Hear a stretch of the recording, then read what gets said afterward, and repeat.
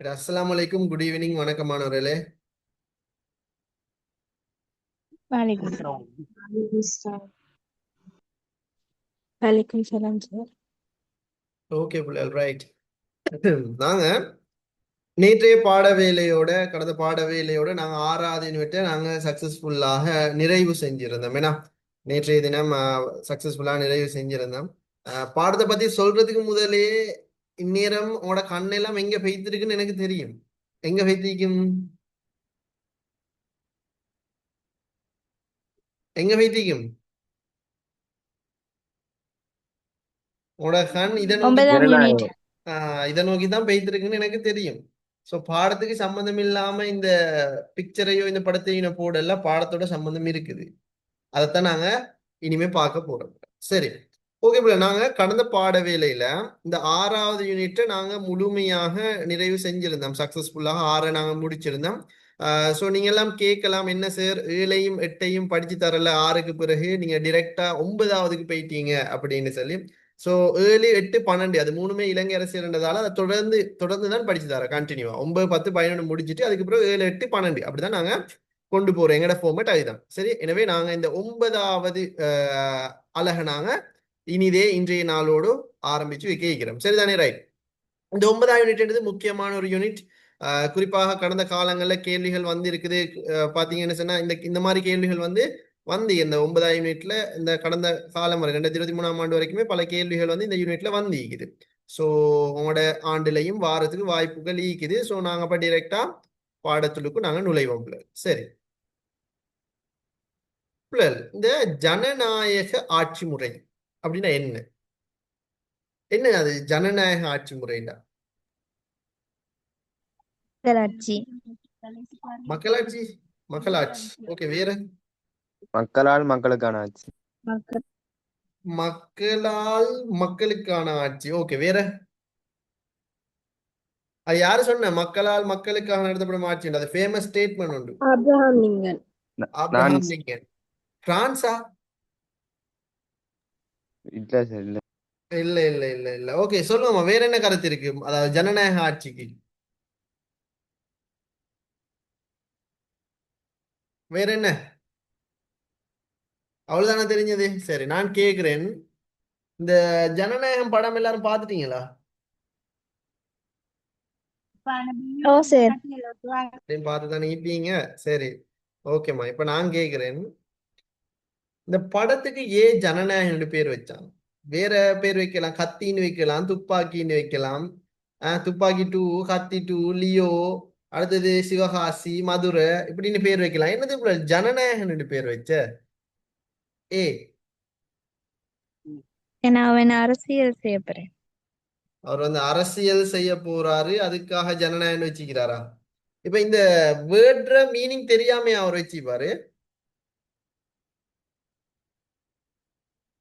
சும்மா வச்சு விட்டாங்களா, இல்லாட்டி இதுக்கு பின்னால இந்த வேர்டுக்கு பின்னால பெரிய கருத்துக்கள் எதுவும் மீக்குதா?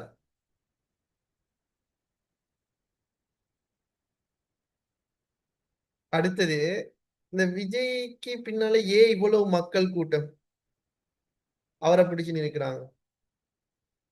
Any idea? Any idea? அவர் ஒரு நேர்மையான ஆட்சி செய்யறனால. நேர்மையான முறையில் ஆட்சி செய்யறதுனாலயா?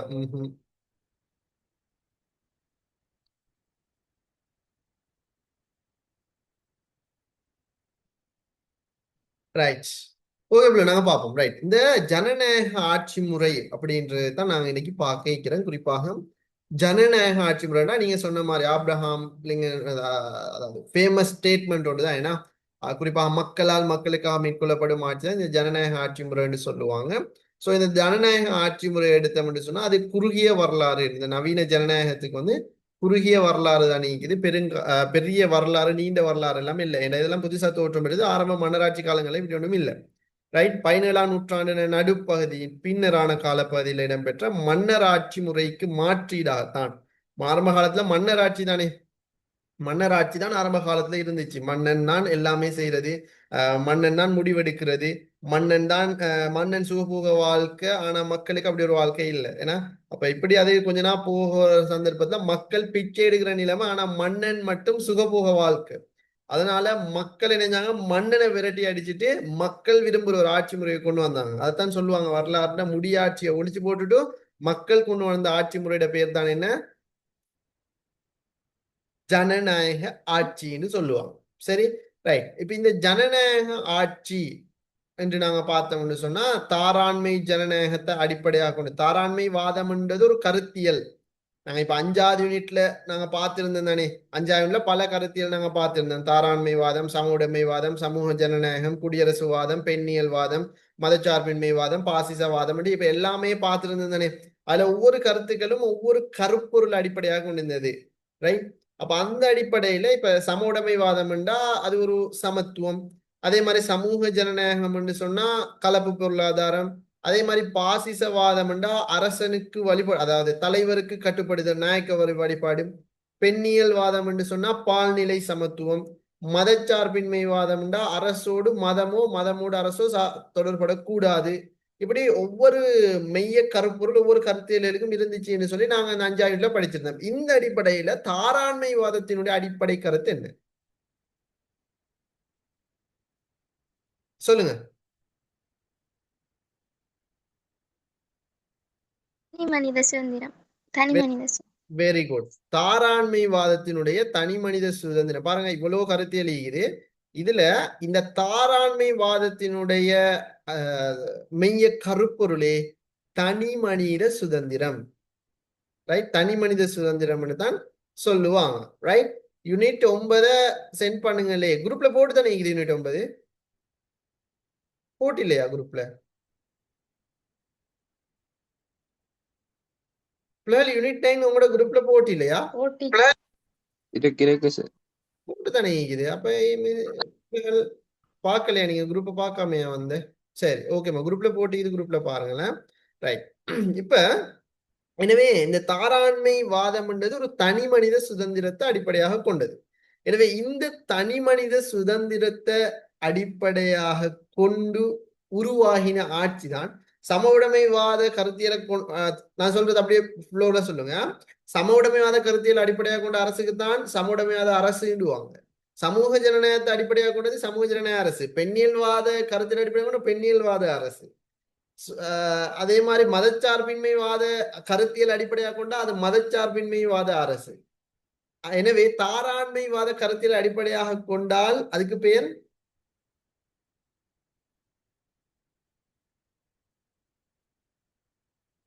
என்ன அரசு? தாராண்மைவாத அரசு என்று சொல்லுவாங்க. ரைட். இப்ப இதுல இங்க ஜனநாயகம் என்ற ஒரு வேர்டு வருகிறது என்ற ஒரு சந்தேகம் எல்லாருக்குமே எழுந்திக்கும். சோ பிள்ளைகள், ஜனநாயகம்டா மக்களுக்காக மேற்கொள்ளப்படுற ஒரு ஆட்சி முறை. சரி. தாராண்மை என்று சொன்னா அதாவது முதலாளிகளை முன்னிறுத்தக்கூடிய ஒரு ஆட்சி முறை, ஒரு கருத்தியல். இந்த தாராண்மைவாதமும் சம உடைமைவாதமும் இணைஞ்ச ஒன்றுக்குத்தான் சொல்லுவாங்க தாராண்மை ஜனநாயகம் அல்லது தாராள ஜனநாயகம். நீங்க தாராண்மைவாதத்தை படிச்சா ஜனநாயகத்தை படிக்கிறது இல்லை, ஜனநாயகத்தை படிச்சா தாராண்மைவாதத்தை படிக்க, அந்த அளவுக்கு ரெண்டும் இப்ப பிணைஞ்சு போய்க்குது.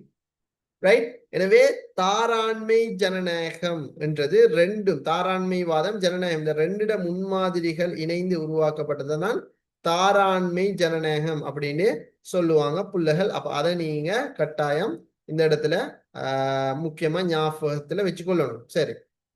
இப்ப இதுல இந்த தாராண்மை ஜனநாயகத்தினுடைய அடிப்படை பண்புகளாக யாப்புருவாதம், மக்கள் இறைமை, அதிகார பங்கீடு, தடை சமன்பாடு, சமநிலை, சட்டவாட்சி, மனித உரிமை, இதெல்லாம் ஈக்குது. இதெல்லாம் நாங்க வரப்போற அடுத்தடுத்த பாட வேலைகளினூடாக நாங்க தொடர்ச்சியாக நாங்க பார்த்து கொண்டு போக போறோம். சோ இன்றைக்கு நாங்க முக்கியமா பார்க்க போறது என்னன்னா, இந்த ஜனநாயக ஆட்சி முறையோட எண்ணக்கரு 2 எண்ணக்கருகளா பிரியுது. ஜனநாயக ஆட்சி முறை வந்து 2 எண்ணக்கருக்களாக பிரியுது. ஒன்று தாராண்மை ஜனநாயகம், இன்னொன்று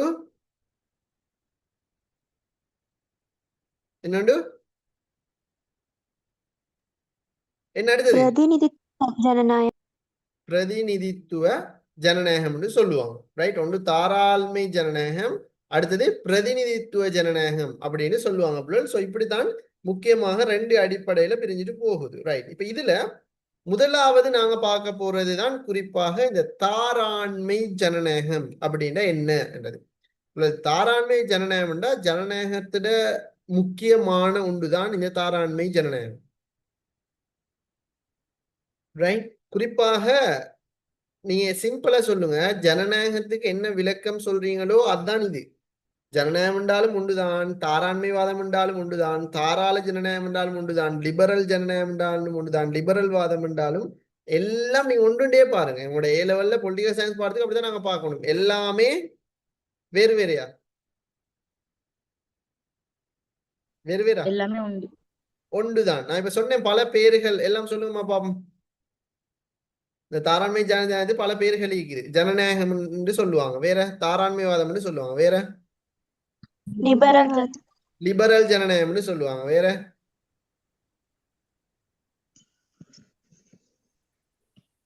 முதலாளித்துவவாதம்னு சொல்லுவாங்க, வேற இப்படி பல பெயர்கள் இருக்குது. எப்படி வந்தாலும் எல்லாமே ஒன்றுதான் என்று நீங்க உங்களோட மைண்ட் செட்ல பிக்ஸ் பண்ணினா சரி. ரைட். இப்ப இந்த தாராண்மை ஜனநாயகம் என்றதை பார்த்தோம்னு சொன்னா அது மக்களால மக்களுக்கு மேற்கொள்ளப்படுற ஒரு ஆட்சி முறை. இந்த ஆட்சி முறையில மக்களோட விருப்பம் இருக்கும். மக்களோட விருப்பம் இல்லாம ஆட்சி நடக்குமா இருந்தா அது மன்னர் ஆட்சி. ஏன்னா மன்னன் தானே விரும்பி நான் தான் அரசன், நான் சொல்வதுதான் சட்டம் என்று சொல்லி மன்னன் தானே அங்க வந்து அரசன் ஆகுறான். மக்களோட விருப்பத்தோட பெரும்பாலும் மன்னன் ஆகுது. இன்றைக்கு மன்னராட்சி இருக்கக்கூடிய எல்லா நாடுகளையும் பாருங்க, மக்கள் விரும்பி அவங்கள தெரிவு செய்யல, அவங்களே தான் ஆட்சியை பிடிச்சிட்டு பரம்பரையாக மகனுக்கு பிறகு மகன் மகன் மகன் மகன் அப்படி ஒரு ஆன் த ஃப்ளோர்ல போய்த்து கொண்டு இருக்குது. ஆனா அதல்ல ஜனநாயகம்ன்றது.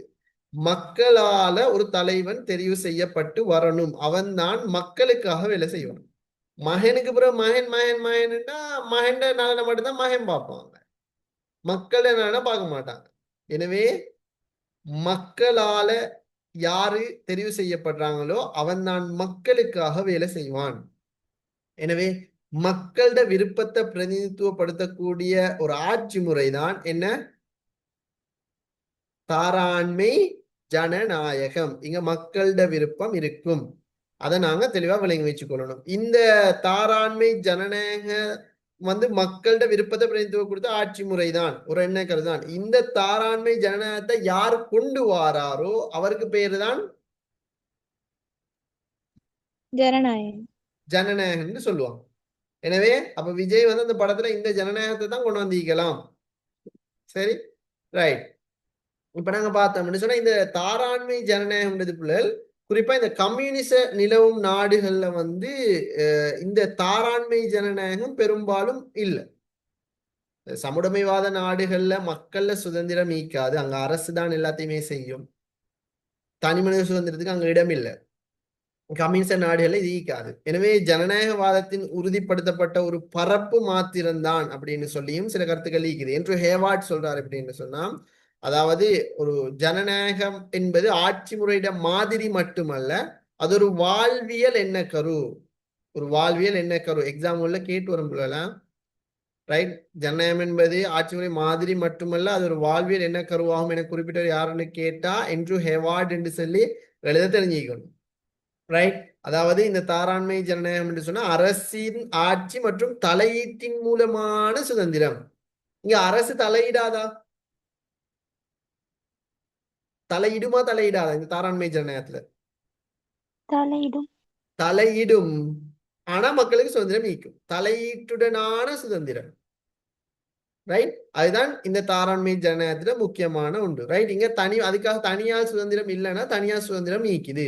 எனவே தாராண்மை ஜனநாயகம் எனும் கருத்தியலானது யாப்புருவாதம், தனியார் சொத்து, அடிப்படை உரிமைகளை பாதுகாக்குதல், பொருளாதார போட்டி, தேர்தல் இதெல்லாம் அடிப்படையாக கொண்டுதான் இந்த தாராண்மை ஜனநாயகம் ஈக்குது. முற்றுமுழுதாக மக்கள் விருப்பத்தோட தொடர்புடைய ஒரு ஆட்சி முறை.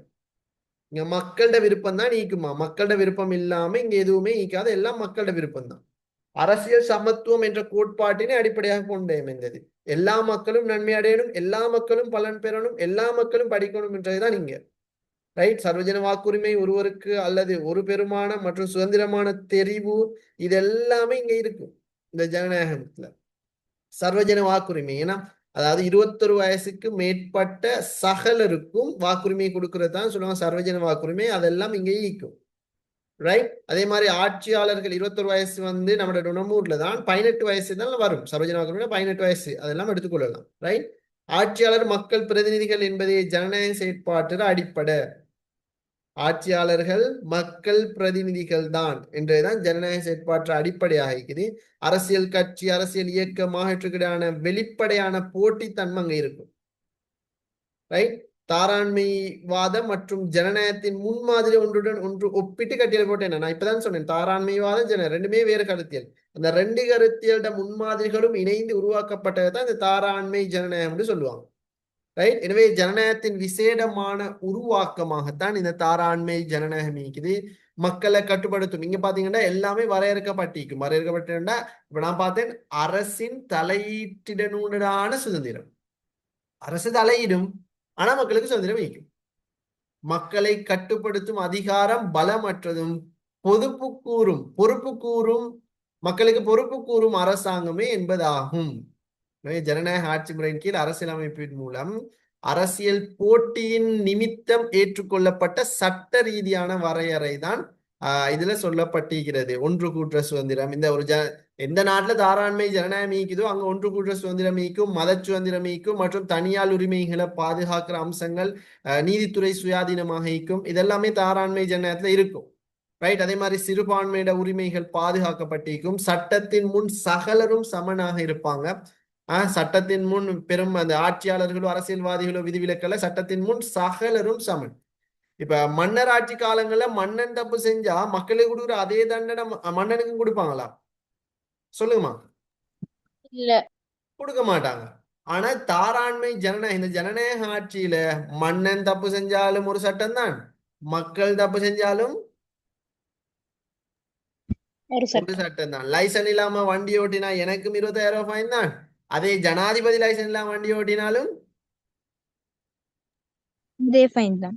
அதே ஃபைன் தான்.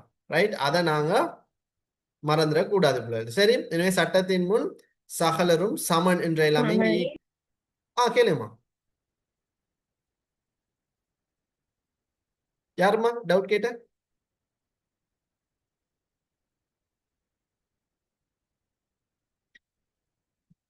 ரைட். கம்யூனிஸ்ட் ஆட்சி என்றால் என்ன சொன்னாமா, அது நாங்க தாராண்மைவாத கருத்தியல்கள்ல நாங்க பார்த்திருந்தானே, அது தாராண்மைவாதத்துக்கு எதிராக தோன்றின ஒரு கருத்தியல். அந்த கருத்தியல் அடிப்படையாக கொண்ட ஆட்சி முறைதான் அந்த சம உடைமைவாத அரசுன்றது. நான் நினைக்கிறேன் அதோட ரெக்கார்டிங்கள் பார்க்கலையாய்க்கும். அந்த ரெக்கார்டிங்களை நான் போட்டு விட்டுறேன், நீங்க கட்டாயம் அதுகளை பாருங்க. சரிதானே? ரைட். இப்ப இந்த தாராண்மை ஜனநாயகம்ன்றது குறிப்பா வாக்குரிமை, கல்வி, சொத்துடையவர்கள் இப்படின்றது. இப்ப குறிப்பா ஆரம்ப காலத்துல தாராண்மை ஜனநாயகம் எல்லாம் எப்படின்னா மட்டுப்பாடுகள் இருந்துச்சு, சொத்துடையவங்களுக்கு மட்டும்தான். ஆனா அது காலப்போக்குல என்ன நடந்துச்சுன்னா எல்லாமே மாற்றங்கள் கொண்டு வரப்பட்டுச்சு. இப்ப பாருங்க, பிரித்தானியால சர்வஜன வாக்குரிமை 20ஆம் நூற்றாண்டின் ஆரம்பத்துல தான் கொடுத்தாங்க. ஆரம்பத்திலேயே வழங்கப்பட்டிருக்குது. அதே மாதிரி சுவிட்சர்லாந்துல 1971 வாக்குரிமை வழங்கப்பட்டுச்சு. இலங்கையில 833 கோல்ஃபுக் திருத்தத்தின் ஊடாக என்னதான் சட்டவாக்க கழகம் ஆட்சி எல்லாம் கொடுத்தாலும் 1931 வரைக்கும் இந்த சர்வஜன வாக்குரிமை ஜனநாயக பண்புகள் இருக்குல்ல பெருசா. டொனமூர் வந்ததுக்கு பிறகுதான் நம்ம நாட்டுல தாராண்மை ஜனநாயக பண்புகள் எல்லாமே வளர்ந்துட்டு வந்துச்சு பிள்ளைகள். அப்ப அது மிக முக்கியமானது. அப்ப அதையும் நீங்க இந்த இடத்துல விளங்க வச்சோம். இதுக்கு முதல்ல ஒரு கேள்வி வந்து இது எப்படி தெரியுமா, சுவிட்சர்லாந்துல வாக்குரிமை அறிமுகப்படுத்தப்பட்ட ஆண்டு எது ஆன்சர்? 1971. 1971 எக்ஸாம்ல கேட்டீங்க. ரைட். பாருங்க, நடைமுறை உலகில அனைத்து தாராண்மை ஜனநாயக முறைகளும் பிரதிநிதித்துவ அம்சங்களோட அந்த தாராண்மை ஜனநாயகத்தை நடைமுறைப்படுத்துற முறைதான் பிரதிநிதித்துவ ஜனநாயகம் சொல்லுவாங்க. ரைட். உதாரணமாக நாங்க பார்த்தோம்னா தாராண்மை மற்றும் வரையறுக்கப்பட்ட அரசாங்கம் தான் சொல்றது. சில நாடுகள் எப்படின்னா ஒரு கட்சி அரசாங்கம் ஈக்கும், அதெல்லாம் வந்து தாராண்மை ஜனநாயகம் அல்ல. ஒரு கட்சி இருக்குமா இருந்தா ஒரு கட்சி இப்ப மக்களோட வரவேற்பை பெற்று கிட்டத்தட்ட 70-80 வருஷமாக மலேசியாட முஸ்லீம் லீக் கட்சி மாதிரி இந்தியாவோட காங்கிரஸ் கட்சி மாதிரி மக்களோட வரவேற்பை பெற்று மீண்டும் மீண்டும் மீண்டும் தேர்தலை வெற்றி பெற்று ஒரு கட்சி ஆட்சி அமைக்குமா இருந்தா அது தாராண்மை ஜனநாயகம் தான்.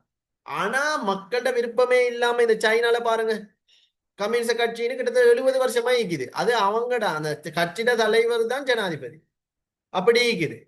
ரைட். அப்ப அது எல்லாம் வந்து தாராண்மை ஜனநாயகமா அல்ல. ரைட். ஜனநாயகத்தினூடாக காணப்படுபவை அல்ல அதெல்லாம். எனவே பொருளாதார மற்றும் சமூக ஏற்றத்தாழ்வுகள் முதலாளித்துவ சமூகத்துல பிரதானம். என்னதான் தாராண்மை ஜனநாயகத்துல நல்லமாக இருந்தாலும், நான் ஆல்ரெடி 5 தாராண்மைவாதம் படித்தாட்டேன்னு சொன்னேன். ஒரு குறை என்னடா, பணக்காரன் பணக்காரனாயிட்டே போறான், ஏழை இன்னும் இன்னும் ஏழையாயிட்டே போறேன். ஏழையாயிட்டே போறான். அதே மாதிரி சமூக அநீதி, இதுகளுக்கு வந்து தீர்வு இல்லை. இதுகளுக்கு வந்து இந்த ஆட்சி முறையில தீர்வு இல்லை. இந்த தாராண்மைவாதத்துல அது முக்கியமான ஒரு விடயமாகத்தான், ஒரு விமர்சனமாகத்தான் விமர்சிக்கப்படுகிறது பிள்ளைகள். அப்ப அது வந்து நாங்க தெளிவாக விளங்கி வச்சுக்கொள்ளணும். எனவே தாராண்மை மற்றும் ஜனநாயகம் ஆகியவற்றின் மாதிரிகள் ஒன்றிணைந்து உருவானதுதான் தாராண்மை ஜனநாயகம் அப்படின்னு சொல்லுவாங்க. ஸோ சிம்பிளா சொல்றேன்னா, ஜனநாயகம் என்றாலோ தாராண்மை வாதம் என்றாலோ லிபரல் வாதம் என்றாலோ லிபரல் ஜனநாயகம் என்றாலோ எல்லாம் எல்லாம்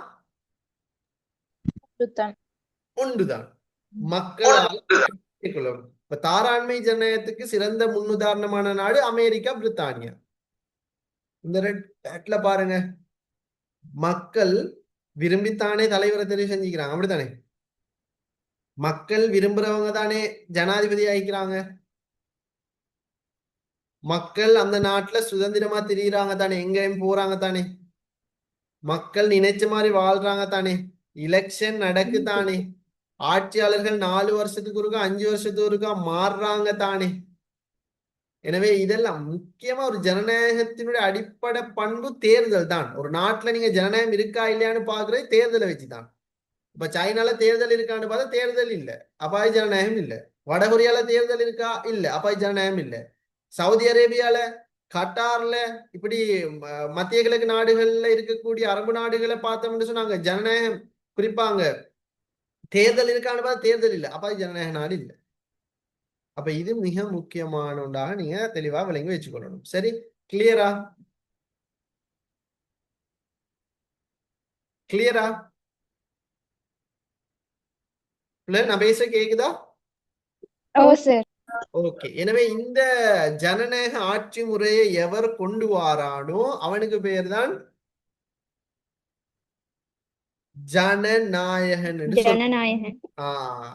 அப்ப இவர் ஏன் இந்த படத்துக்கு இந்த பேர் வச்சாரு என்று சொன்னா, இந்த அவர் இந்த படத்தோட அவர் அரசியலுக்கு போறதாக அறிவிச்சிருந்தாரு. ஏன்னா அப்ப அந்த அரசியல் வந்து ஜனநாயக ரீதியாக நடக்கணும். அதைத்தானே மக்கள் விரும்புவாங்க. ஏன்னா சர்வாதிகார ரீதியாக நடந்தா அதை மக்கள் விரும்ப மாட்டாங்க. ஜனநாயக ரீதியாக எல்லாம் நடக்கணும், மக்கள் விருப்பத்தோட நடக்கணும், மக்களோட எண்ணத்தை பிரதிபலிக்கிற மாதிரி இருக்கணும் என்றதுக்காகத்தான் அவர் என்ன செய்யறாரு, மக்களோட மனதை வெல்லணுமா இருந்தா மக்களோட தேவைகளை பிரதிநிதித்துவப்படுத்தக்கூடிய ஆட்சி முறை எதுண்டா ஒரு ஜனநாயக ஆட்சி முறை தான். அப்ப என்ன செஞ்சாரு, அந்த ஜனநாயகத்தை கொண்டு வரவன்ற பேர் தான் ஜனநாயகன் என்ற தாள அந்த ஜனநாயக வேர்டை தூக்கி அவருடைய படத்துக்கு பேராக வச்சாரு. அது அவருடைய அரசியல் வாழ்க்கைக்கான ஒரு பிரவேசமாகவும் இருந்துச்சு பிள்ளைகள். ரைட். அதையும் நாங்க இந்த இடத்துல விளங்கி வச்சுக்கணும். ஓகே, ஜனநாயகம், தாராண்மை ஜனநாயகம் சுருக்கமா சொல்லுங்க. தாராண்மை ஜனநாயகம் அல்லது ஜனநாயகம் அல்லது லிபரல் ஜனநாயகம் இல்லாட்டி தாராண்மை அதாவது முதலாளித்துவம். சிம்பிளா ஜனநாயகம் என்று சொன்னா அங்க என்ன எல்லாம் இருக்கும்?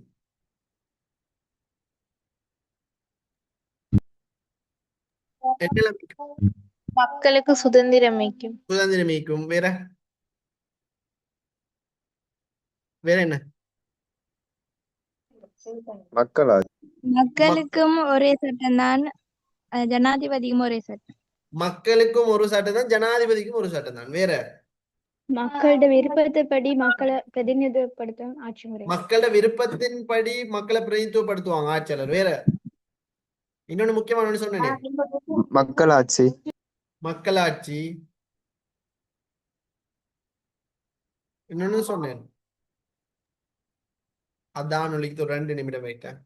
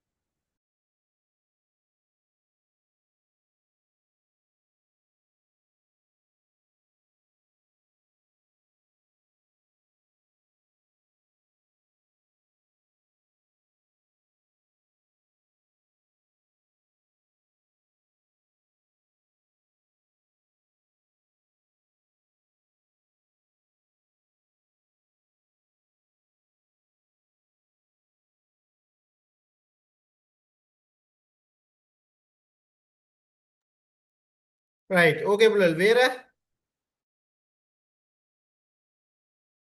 தாராண்மை ஜனநாயகத்துல மையக் கொள்கை வந்து தனியார் சுதந்திரம்.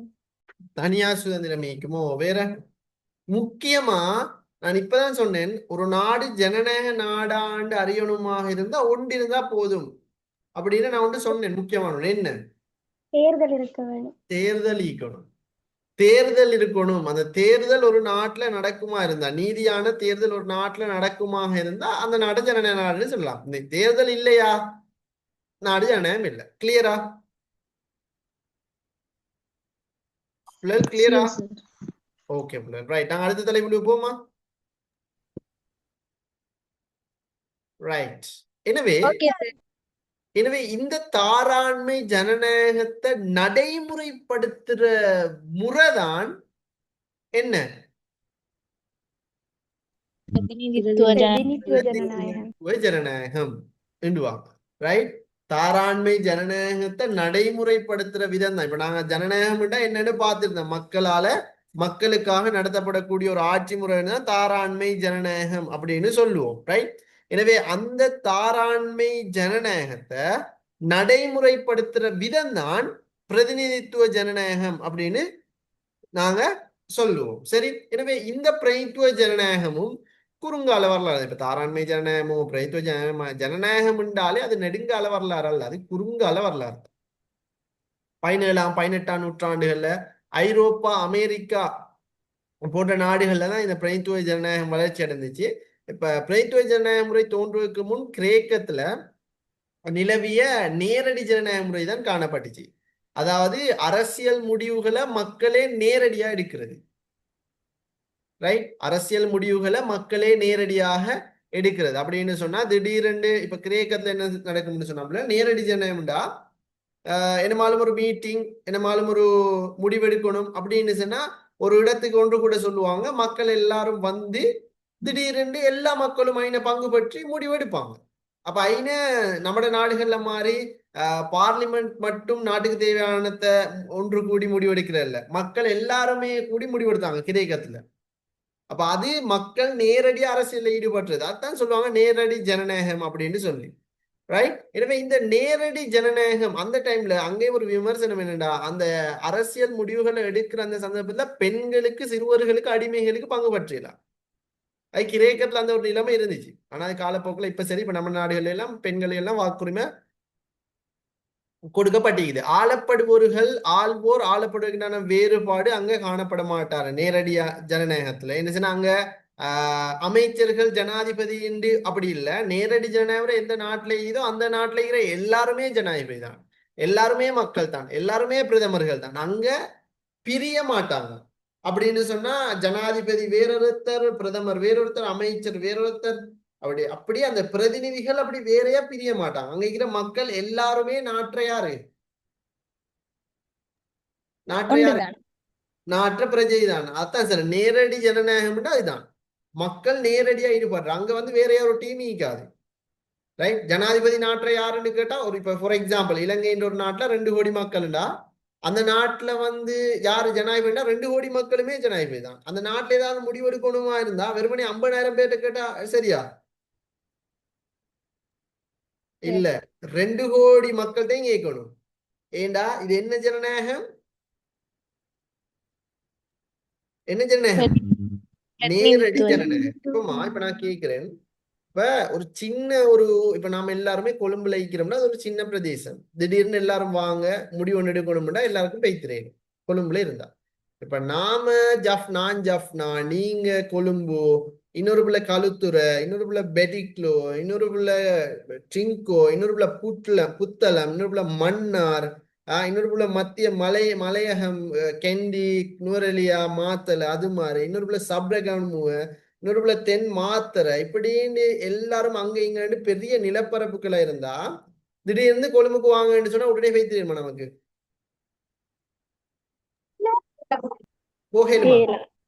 ஏலா. அப்ப இந்த நேரடி ஜனநாயகம் வந்து சின்ன நிலப்பரப்புகளுக்கு சரி. அன்றைய காலத்துல, ஆரம்ப காலத்துல முதலாவது விளங்கணும், தாராண்மை ஜனத்தை நடைமுறைப்படுத்துற விதம்தான் பிரதிநிதித்துவ ஜனநாயகம். அந்த பிரதிநிதித்துவ ஜனநாயகம் படிக்கிறதுக்கு முதல்ல நாங்க நேரடி ஜனநாயகம் என்னன்னு தெரியும். சரிதானே? அதை நான் இப்ப சொல்லிட்டு வரேன். இப்ப கிரேக்க காலத்துலமா அது ஒரு சின்ன சின்ன நிலப்பரப்பு. கிரேக்க நகர அரசு நாங்க படிச்ச இந்த 3ஆம் யூனிட்ல அட ஸ்பெஷலே வந்து சின்ன சின்ன நிலப்பரப்புகளை கொண்டீங்க.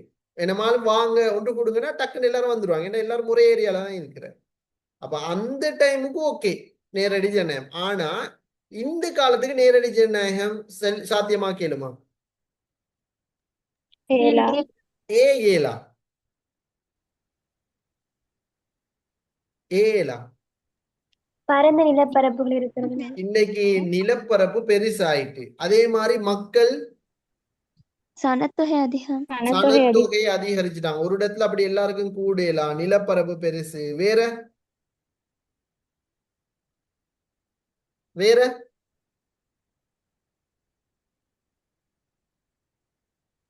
நவீனமயமாக்கல்.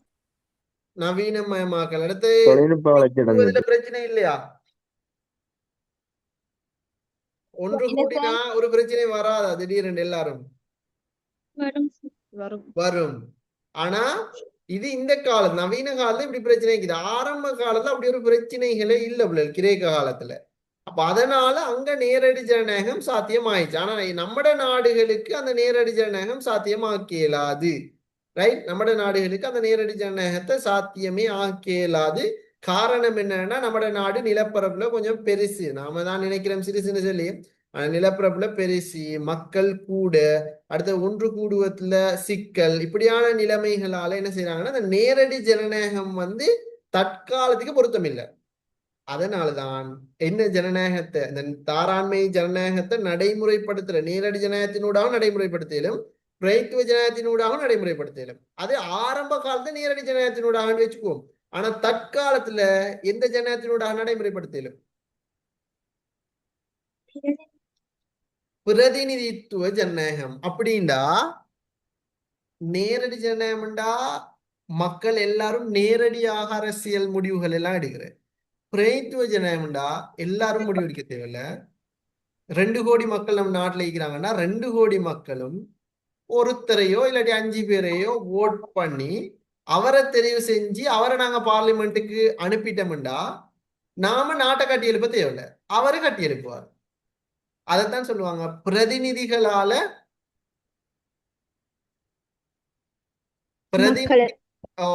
பிரதிநிதிகளால மேற்கொள்ளப்படும் ஆட்சி முறைதான் என்னன்னு சொல்லுவாங்க? பிரதிநிதித்துவ ஜனநாயகம் அப்படின்னு சொல்லி. பிரதிநிதித்துவ ஜனநாயகம்னு சொல்லி. கிளியரா? ஓகே. நேரடி ஜனநாயகம்டா மக்கள் நேரடி அரசியல் பாருங்க பிள்ளைகள், ஜனநாயகம் பற்றிய 2 என்ன கருவுன்னு கேட்டா தாராண்மை ஜனநாயகம், பிரதிநிதித்துவ ஜனநாயகம். ஜனநாயகத்தின் 2 வகைகள் என்று கேட்டா நேரடி ஜனநாயகம், இன்னொன்று மறைமுக ஜனநாயகம். மறைமுக ஜனநாயகம். மறைமுக ஜனநாயகத்துக்கு தான் இன்னொரு பேர் சொல்றேன், என்ன? பிரதிநிதித்துவ ஜனநாயகம். சரியா?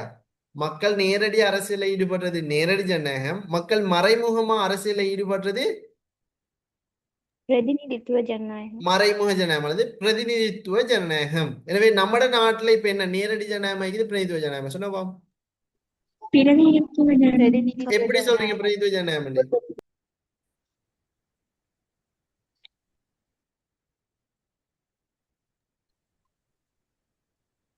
எப்படி சொல்றீங்க பிரதிநிதித்துவ ஜனநாயகம்? பிரதிநிதியாக ஜனாதிபதி காணப்படுங்க. Very good. நம்மட பிரதிநிதிய ஜனாதிபதியை நாங்க தெரிவு செஞ்சு அவரை அனுப்பிட்டோமாங்க. அப்ப அவரு நமக்கு தேவையான முடிவுகளை நாட்டை கட்டியல் போயில அவர் பாக்குறாரு. நாம இனி அதை பார்க்க வேண்டிய அவசியம் இல்லை. ஏன்னா நேரடி ஜனநாயகம் இல்லே, மறைமுக ஜனநாயகம், பிரதிநிதித்துவ ஜனநாயகம், பிரதிநிதிகளால மேற்கொள்ளப்படும் ஆட்சி. நம்மகிட்ட வேலை பிரதிநிதித்துவத்தை தெரிவு செய்யறதுதான். அப்ப அதுக்கு பிறகு பிரதிநிதி நாட்டை பார்த்து கொள்ளுவாரு. ரைட். இப்ப நேரடி ஜனநாயகம் இருக்கிற டைம்ல வந்துமா அங்க பிரதிநிதி உத்தரவு இல்லையே, என்னமாலும் பிரச்சனைனா எல்லாருமே 2 கோடினா 2 கோடி மக்களும் பொறுப்பு சொல்லணும் அப்படி. ஆனா இப்ப அப்படி இல்லையே, எல்லாம் பிரதிநிதிகள் பார்த்துக் கொள்வாங்க. அப்ப அதைத்தான் சொல்லுவாங்க பிரதிநிதித்துவ ஜனநாயகம். கிளியரா இது? எப்படிமா?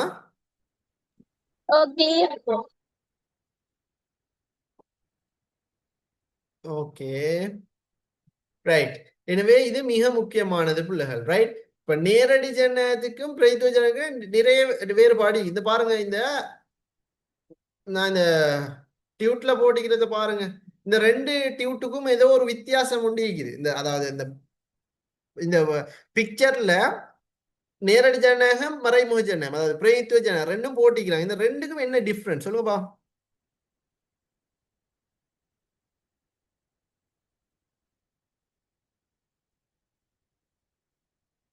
பார்த்து சொல்லுங்கம்மா. நேரடி டிரெக்ட் டெமோக்ரஸினா நேரடி ஜனநாயகம், ரீப்ரசன்டிவ் டெமோக்ரஸினா பிரதிநிதித்துவ ஜனநாயகம். இந்த ரெண்டுக்கும் என்ன வித்தியாசம்? அதிலே விளங்குது அல்ல ஒரு வித்தியாசம் உண்டு. இந்தியா மக்கள் ஆட்சி செய்தாங்க. இன்னொன்று ஒரு ஆள்கிட்ட சொல்லுங்க முழுமையா சொல்லி முடியுமா?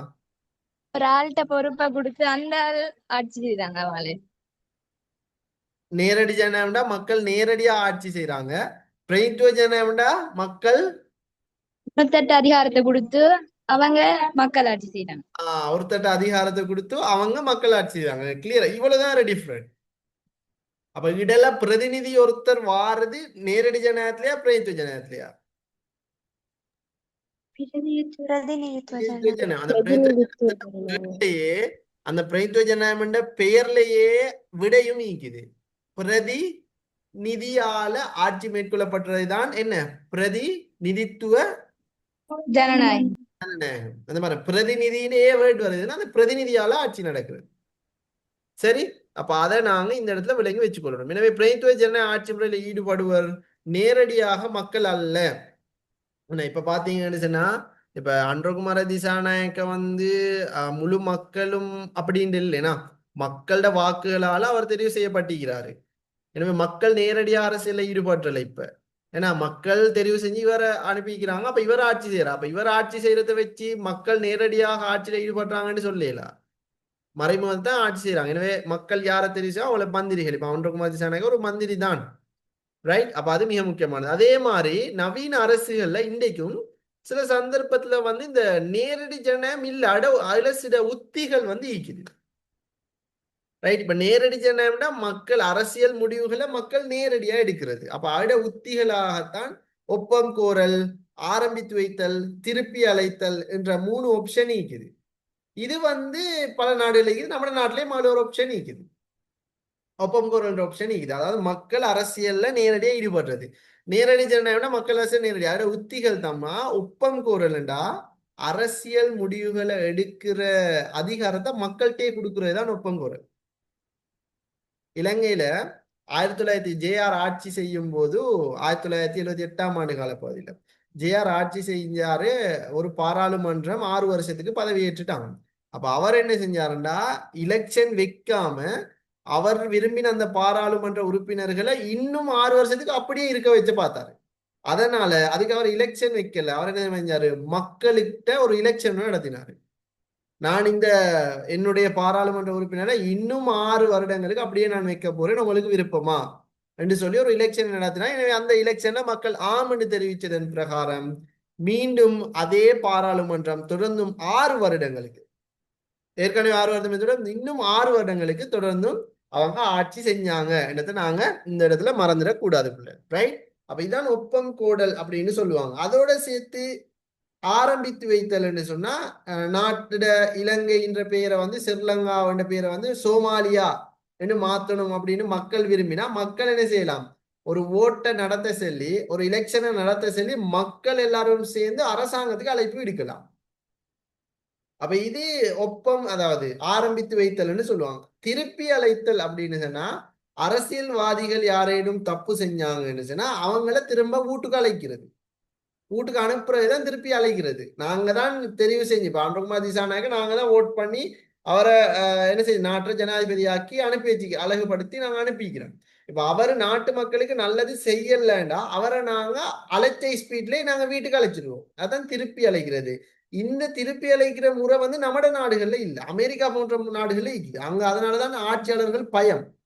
மக்களுக்கு நல்லதே செய்யற தப்பு செஞ்சா மக்கள் விரட்டுருவாங்கன்னு பயம். ஆனா நம்ம நாட்டுல அப்படி இல்லை. என்னதான் செஞ்சாலும் மக்களுக்கு அதிகாரம் இல்லை விரட்டுறதுக்கு. அதனால அப்படிகள் ஈக்குது. சரிதானே? சோ அப்ப அதை நாங்க விடுங்க. எனவே இது 3ம் நேரடி ஜனநாயகத்துல உத்திகளாகத்தான் ஈக்குது பிள்ளை. எனவே நம்ம நாட்டுல இந்த ஒப்பம் குரல் ஈக்குது. நேரடி ஜனநாயகத்துல உத்திகள் 3, அதுல ஒப்பம் குரல் ஈக்குது பிள்ளை.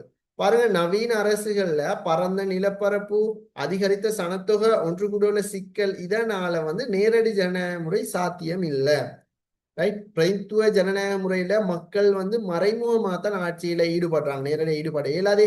ரைட். மக்கள் சார்பாக தீர்மானம் மேற்கொள்ளும் பொறுப்பு தொழில்சார் அரசியல்வாதிகளோட குழுக்குத்தான் கொடுக்கப்பட்டிருக்குது.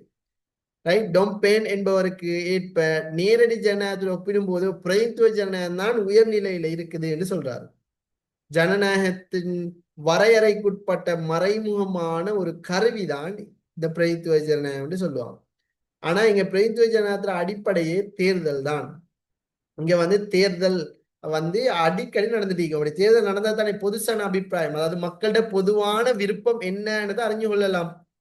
ரைட். எனவே இங்க வந்து மக்களுக்காக நடத்தப்படும் ஆட்சி தான். இங்க வந்து இந்த பிரதித்துவ தேர்தல் ஜனநாயகத்தை அடிப்படையாக கொண்டு, தேர்தல் அடிப்படையாக கொண்டு இந்த பிரதித்துவ ஜனநாயகம் நீக்குது. ரைட். பிரதித்துவ ஜனநாயகத்தை சிறப்பா செயற்படுத்தணுமாக இருந்தா தேர்தல் நடக்கணும். அந்த தேர்தல் எப்படி நடக்கணுமாக இருந்தா, ஒரு தேர்தல் நடந்தா அர்த்தமுடையதாக இருக்கணும். அப்படின்னு சொன்னா, இப்ப ஃபார் எக்ஸாம்பிளுக்கு வடகொரியால தேர்தல் நடக்குதாம். அவரு வடகொரியா கிம் ஜோங் எப்படின்னு சொன்னா, அவரு சொல்றாருன்னா நாங்களும் ஜனநாயகம் தானே, ஜனநாயக ஆட்சினா தேர்தல் நடக்கணும் தானே. அப்ப அவர் என்ன செஞ்சாருண்டா, அந்த நாட்டுல தேர்தல் ஒண்ணு நடாத்தணுன்றதுக்காக தேர்தலை நடாத்தினாரு. அந்த தேர்தல்ல அவர் தான் வேட்பாளர், அவருக்கு மட்டும்தான் ஓட் பண்ணணும், அவர் மட்டும்தான் ஜெயிக்கவும் வேணும். அப்ப பாருங்க, அப்ப தேர்தல் நடத்தின மாதிரி மீக்கும், அவர் ஜெயிச்ச மாதிரி மீக்கணும், அந்த நாட்டுல தேர்தல் சம்பந்தமான ஜனநாயகமாக இருந்ததாகவும் மீக்கணும். அப்ப இது ஒரு ஜனநாயகமா? போட்டி இல்லைங்க, போட்டித்தன்மை ஒன்று இல்லை. ஏன்னா அவர் மட்டும்தான் தேர்தலை போட்டியிடுது, மக்கள் ஓட் பண்ணணும் அவருக்கு மட்டும்தான், தேர்தல் நடத்தின மாதிரி ஈக்கணும், அவருக்கு ஜெயிச்ச மாதிரி மீக்கணும். அப்ப இதெல்லாம் இல்ல. ஒரு தேர்தல் ஒன்று வச்சா அர்த்தம் கிடையாது. இப்ப நம்ம நாட்டுல பாருங்க, தேர்தல் ஒன்று வச்சாங்க, ஜெயிச்சு தானே வந்திருக்கிறாரு போட்டியோட. சஜித் பிரேமதாச, நாமல் ராஜபக்சே எல்லாம் தோக்கடிச்சு வந்தாரு தானே, பிள்ளைகள். அப்ப அந்த எலெக்ஷன் நடந்ததால ஒரு அர்த்தம் ஒன்று ஈக்குது தானே, ஈக்குதானே.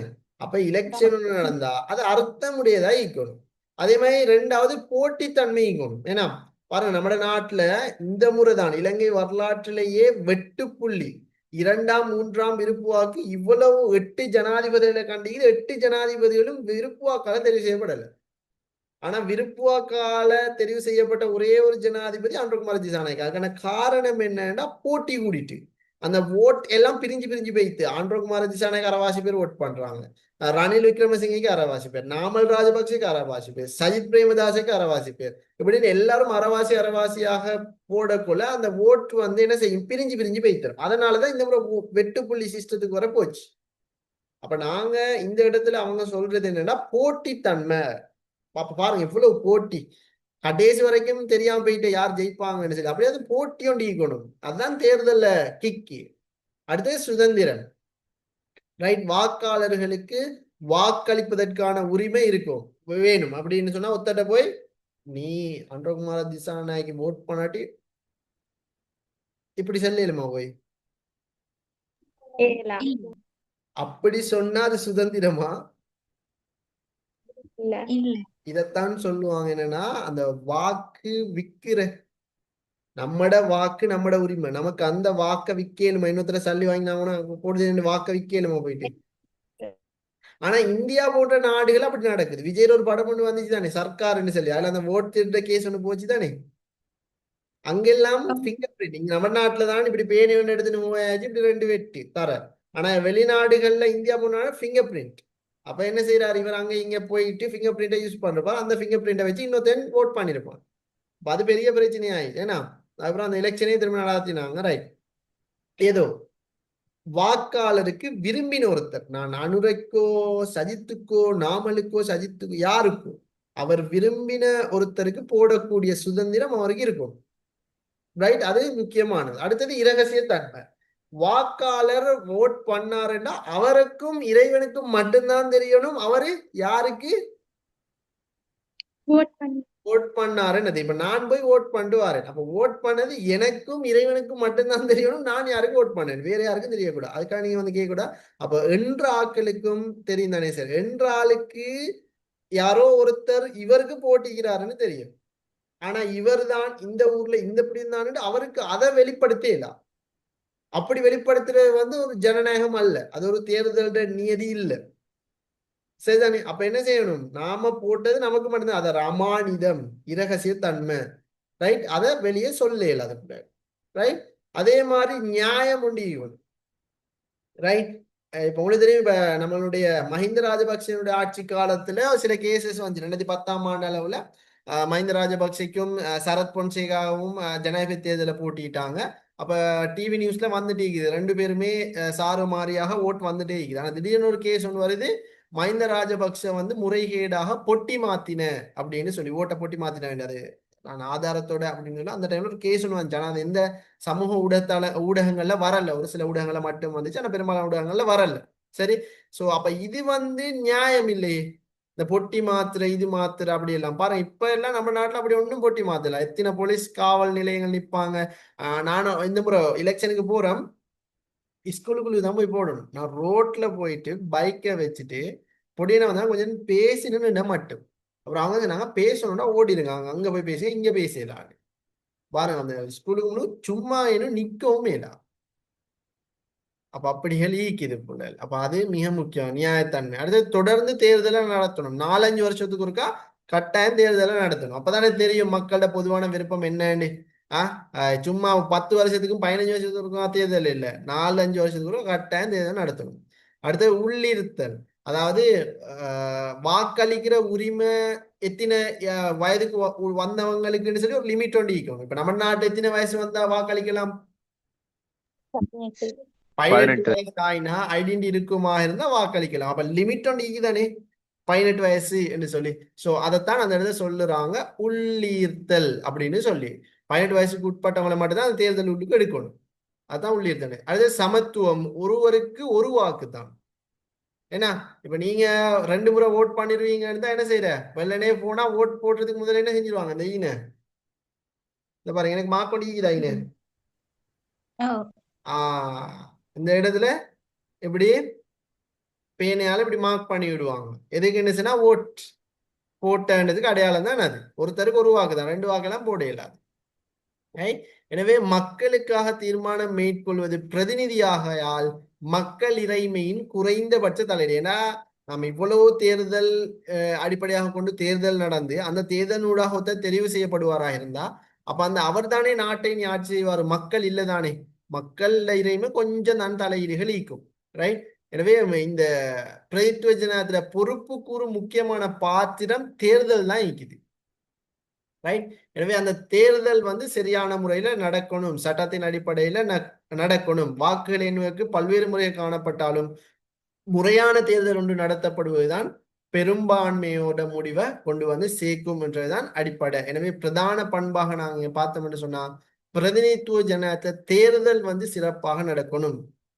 அப்படி நடத்தப்பட்டதான் அந்த பிரதிநிதித்துவ ஜனநாயகத்தை சிறப்பாக கொண்டு போகலாம் என்றதுதான் இன்றைய பாடத்தினுடைய சமரி. அப்ப நாங்க தெளிவா விளங்கி வச்சுக்கொள்ளணும், தாராண்மை ஜனநாயகம் என்றது மக்களால் மக்களுக்காக மேற்கொள்ளப்படும் ஆட்சி முறை. அந்த ஜனநாயகத்தை நீங்க நாம நேரடியாக கொண்டு போகிறோமா பிரதித்துவமாக கொண்டு போகிறோமா என்றதுதான் முக்கியம். எனவே நேரடி ஜனநாயகத்தையும் ஒரு பெரிய தலைப்பா பார்த்து பிரதித்துவ ஜனநாயகத்தையும் பெரிய தலைப்பா பார்த்து அப்படி பார்க்கலாமே என்ன நீங்க கேட்கலாம். இப்ப இந்த இடத்துல தாராண்மை ஜனநாயகம் என்று ஒரு தலைப்பு போட்டு அடுத்த தலைப்பு பிரதித்துவ ஜனநாயகம் மட்டும்தான் போட்டிக்கிறாங்க. பிகாஸ் தாராண்மை ஜனநாயகத்தை நடைமுறைப்படுத்துற முறையான நேரடி ஜனநாயகம் இப்ப இல்ல, அது கிரேக்க காலத்தோட முடிஞ்சு, அதோட சில சில அடையாளங்கள் தான் அங்கங்கே இருக்குது. அதனாலதான் அதை பெருசா போடாம அதை பிரதித்துவ ஜனநாயகம் இந்த தலைப்புள்ளுக்கே சும்மா நோமலா போட்டிக்கிறாங்க. ஆனா பிரதித்துவ ஜனநாயகத்தை பெரிய தலைப்பா போட்டிக்கிறாங்க. பிகாஸ் ஜனநாயகத்தை நடைமுறைப்படுத்துற தற்கால நவீன முறையில மிக முக்கியமான ஒன்றுதான் இந்த பிரதிநிதித்துவ ஜனநாயகம் என்று சொல்லி நாங்க தெளிவாக விளங்கி வச்சுக்கொள்ளணும். எனவே தாராண்மை ஜனநாயக தனிமனித சுதந்திரத்தை அடிப்படையாக கொண்டது, பிரதிநிதித்துவ ஜனநாயகம்டா பிரதிநிதியினூடாக ஆட்சி இடம்பெறுவது, நேரடி ஜனநாயகம்டா அரசியல் தொடர்பான முடிவுகளை மக்கள் நேரடியாக எடுக்கிறது என்றதுதான் இந்த நேரடி ஜனநாயகம்ன்றது. இப்ப கேள்விகள் நம்மளுக்கு எப்படி மாறி வரும்டா, ஜனநாயகம் தொடர்பான 2 என்ன கருக்கள்டா, தாராண்மை ஜனநாயகம், பிரதித்துவ ஜனநாயகம் அல்லது மறைமுக ஜனநாயகம். பிரதித்துவ ஜனநாயகம் இன்னொரு பேர் தான் மறைமுக ஜனநாயகம்னு சொல்லுவாங்க. திரும்பவும் சொல்றேன், ஜனநாயகம் தொடர்பான 2 என்ன கருக்கள். இந்த முறையில எக்ஸாமுக்கு எதிர்பார்க்கப்படுற கேள்வி, ஜனநாயகம் தொடர்பான 2 என்ன கருக்கள் என்று கேட்டா, தாராண்மை ஜனநாயகம் பிரதித்துவ ஜனநாயகம் தான் ஆன்சர். ஜனநாயகத்தின் வகைகள் இரண்டை குறிப்பிடுகிறா, அது நேரடி ஜனநாயகம், மறைமுக ஜனநாயகம். நேரடி ஜனநாயகத்தின் உத்திகள் இரண்டை குறிப்பிடுகிறா, ஒப்பம் கோரல், ஆரம்பித்து வைத்தல், திருப்பி வைத்தல். இந்த மூணுல ஏதோ ரெண்டு சொன்னா சரி. கிளியரா? ஓகே, ஏதேனும் சந்தேகம் இருந்தா இப்ப கேளுங்க பாப்போம்.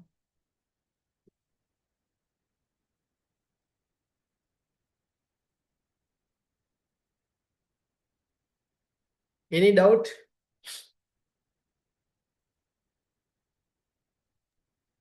சார். ஓகே, டவுட் எல்லாம் கிளியரா? நாம பாடத்துல சம்மரி போமா? சார். ஓகே பிள்ளை, நாங்க அப்ப பாடத்தினுடைய இன்றைய நாள்ல சமரிகளுக்கு நாங்க போவோம். ஸோ நாங்க இப்ப இன்றைய பாட வேலையில நாங்க முக்கியமாக ஜனநாயக ஆட்சி முறை என்ற இந்த யூனிட்டை ஒஃபீஷியலாக நாங்க ஆரம்பிச்சு வச்சிருந்தோம். அதன் தொடர்ச்சியாக நாங்க தாராண்மை ஜனநாயக ஆட்சி எனும் எண்ணக்கரு ரெண்டு எண்ணக்கருக்களா பிரியுது. அதான் தாராண்மை ஜனநாயகம் பிரதித்துவ ஜனநாயகம் பார்த்திருந்தோம். அந்த வகையில தனி மனித சுதந்திரத்தை அடிப்படையாக கொண்ட ஒன்றுதான் தாராண்மை ஜனநாயகம் பார்த்திருந்தோம்.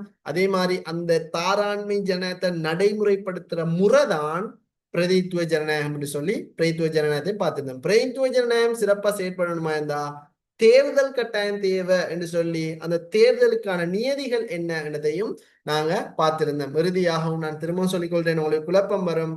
ஜனநாயகம் தொடர்பான ரெண்டு எண்ணக்கருக்கள் என்று ஒரு கேள்வி வருமாக இருந்தா, ஜனநாயகம் தொடர்பான இரண்டு எண்ணக்கருக்களை குறிப்பிடுக என்று ஒரு கேள்வி வந்தா அதுக்கான விட தாராண்மை ஜனநாயகம், பிரதித்துவ ஜனநாயகம் அல்லது மறைமுக ஜனநாயகம். அதே மாதிரி ஜனநாயகத்தின் இரண்டு வகைகளை குறிப்பிடுக என்று ஒரு கேள்வி வருமானால் நேரடி ஜனநாயகம், பிரதித்துவ ஜனநாயகம் அல்லது மறைமுக ஜனநாயகம் என்று சொல்லலாம். அப்ப ரெண்டு கேள்விக்குமே பிரதித்துவ ஜனநாயகம் வருது என்றதையும் நாங்க நோட் பண்ணிக்கணும். அதே மாதிரி இதுல இன்னொரு கேள்வி என்னண்டா, நேரடி ஜனநாயகத்தின் உத்திகள் இரண்டை குறிப்பிடுகின்றா, ஒப்பம் கோரல், ஆரம்பித்து வைத்தல், திருப்பி வைத்தல். இந்த மூணுல ரெண்டை சொன்னா சரி. இது இந்த இடத்துல எதிர்பார்க்கப்பட்ட முக்கியமான மூணு கேள்வி. அதே மாதிரி நாலாவது இன்னொரு கேள்வி இருக்கிறது. அதாவது ஒரு நாட்டிட நீதியான தேர்தலுக்கான அம்சங்கள் இரண்டை குறிப்பிடுகின்றா, நியாயத்தன்மை, வெளிப்படை இரகசியத்தன்மை, உள்ளீர்த்தல், சமத்துவம், அப்படியெல்லாம் நாங்க பார்த்தோம் தானே. அதெல்லாம் இல்லைன்னா சரி. ஸோ இந்த அடிப்படையில இந்த யூனிட்டை நாங்க பார்க்க வேண்டிய மீண்டும் அடுத்த பாட வேலையில ஒரு ஜனநாயக நாட்டுல என்னெல்லாம் அடிப்படையான அம்சங்கள் இருக்கணுமோ அந்த அம்சங்கள் எல்லாம் என்ன, அதோட நன்மை தீமைகள் என்ன, அதோட அடுத்த கட்ட முக்கியத்துவங்கள் என்ன என்றதெல்லாம் நாங்க மீண்டும் அடுத்த பாட வேலையில சந்திப்போம். அஸ்ஸலாமு அலைக்கும். Good evening. வணக்கம். வலைக்கும் சலாம் சார்.